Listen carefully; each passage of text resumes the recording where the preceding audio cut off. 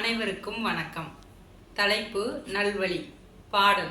சிவாய நம என்று சிந்தித்திருப்போருக்கு அபாயம் ஒரு நாளும் இல்லை.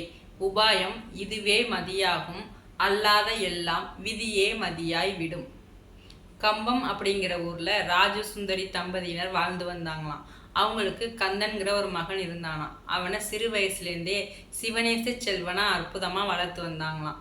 அவனுக்கு சிவாய நம மந்திரத்தை சொல்லி வளர்த்து பள்ளிக்கு போகிறதுக்கு முன்னாடி அதை 108 முறை சொல்லிட்டு தான் போகணும்னு சொல்லி அவனை சொல்ல வச்சு அனுப்புவாங்களாம்.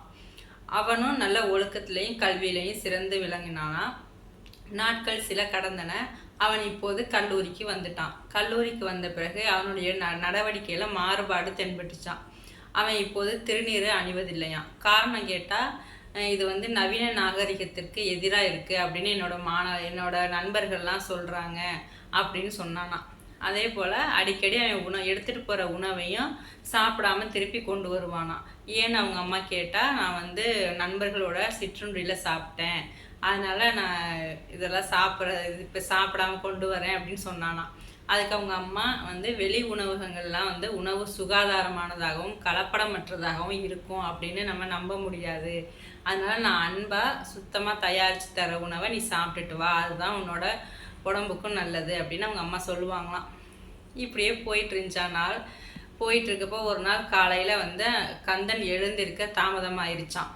எழுந்ததும் கல்லூரிக்கு கிளம்ப தாமதமாயிருச்சுன்னு சொல்லி அவசர அவசரமாக குளிச்சுட்டு அவங்க அம்மாட்ட நான் வழக்கமாக போகிற பேருந்தை பிடிக்கணும், அதனால் பேருந்து போயிடும், இன்னைக்கு மந்திரம் சொல்ல முடியாது, நான் சாப்பிட்டாலும் தாமதமாயிரும், அதனால் நான் வெளி உணவகத்தில் சாப்பிட்டுக்கிறேன் அப்படின்னு சொல்லிட்டு அவங்க கிளம்ப போனானா. அதுக்கு அவங்க அம்மா அதெல்லாம் முடியாது, நீ 108 தடவை சிவாய நம மந்திரத்தை சொல்லிட்டு தான் போகணும், சாப்பிட்டுட்டு சாப்பாடையும் வாங்கிட்டு தான் போகணும் அப்படின்னு சொல்லிட்டாங்களாம். அம்மாவோட பேச்சை மீற முடியாதனால அவன் 108 தடவை மந்திரத்தையும் சொன்னானா. பிறகு சாப்பிட்டானா. சாப்பிட்டுட்டு சாப்பாடையும் எடுத்துட்டு வேகமாக போனானா. போனால் இங்கே வழக்கமாக செல்கிற பேருந்து போயிடுச்சான். ஒரு 1/4 மணி நேரம் காத்திருந்து அடுத்த பேருந்து வந்ததும் அதை பிடிச்சி அந்த பேருந்தில் ஏறி போயிட்டு இருந்தானா. வழியில் ஒரு பேருந்து விபத்துக்குள்ளாகி நின்றுட்டு இருந்துச்சான். அதை பார்த்ததும் கந்தனுக்கு ஒரே அதிர்ச்சியாக இருந்துச்சான். இது நம்ம வழக்கமாக வர்ற பேருந்தாச்சே அப்படின்னு சொல்லி நினச்சிட்டு உடனே பேருந்துலேருந்து இறங்கி போய் பக்கத்தில் போய் பார்த்தானா. பார்த்தா அங்கே ஏராளமான பேருக்கு அடிபட்டு காயம் ஏற்பட்டு ரொம்ப இதுவாக இருந்தாங்களாம். அப்போ அதில் பார்த்தா அவனோட நண்பர்களும் அதில் காயப்பட்டு அடிபட்டு இருந்தாங்களாம். இதை பார்த்து தான் அவனுக்கு ரொம்ப அதிர்ச்சியாக இருந்துச்சான். உடனே அங்கே இருக்கிறவங்களுக்கெல்லாம் அவன் உதவ ஆரம்பித்தானா. மருத்துவமனைக்கு கொண்டு செல்றதுக்கு உதவி பண்ணானா, முதலுதவி செய்தானா, எல்லாமே பண்ணானா. மருத்துவமனைக்கும் அவங்க கூட போனானா. போய் அங்கேயும் போய் உதவி பண்ணானா. அப்புறம் அவங்கவுங்க பெற்றோர்கள்லாம் வந்ததுக்கப்புறம் அவங்ககிட்ட சொல்லிட்டு விடை பெற்று வீட்டுக்கு கிளம்புனானா. அப்போ தான் நினச்சானா அம்மாவை சொன்னதை பற்றி, அவன் அம்மா இப்படி சொன்னதை பற்றி அவனுக்கு அப்போ தான் புரிஞ்சிச்சான். வீட்டுக்கு வந்துட்டானா.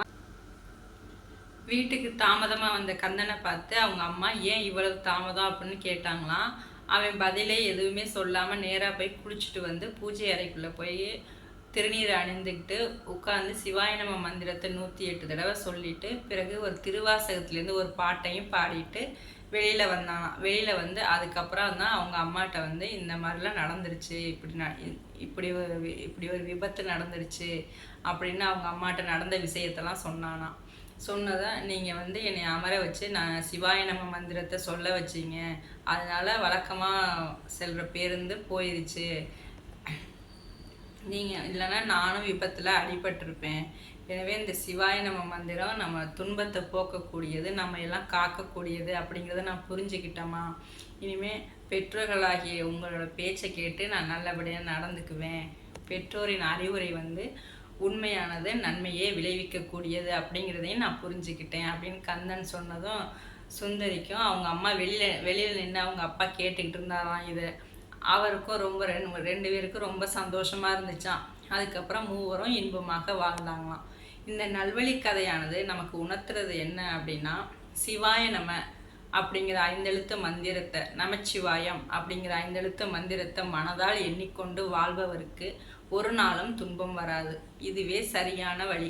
மற்றபடி நம்முடைய அறிவெல்லாம் நம்மை இயக்கி கொண்டிருக்கிற விதியை பொறுத்தே அமையும். சிவாய நம என்ற அந்த பரம்பொருளில் போற்றக்கூடிய மந்திரத்தை சொல்லி நம் வாழ்க்கையில் சிறப்படைவோம். ஓம் நமச்சிவாய. நன்றி.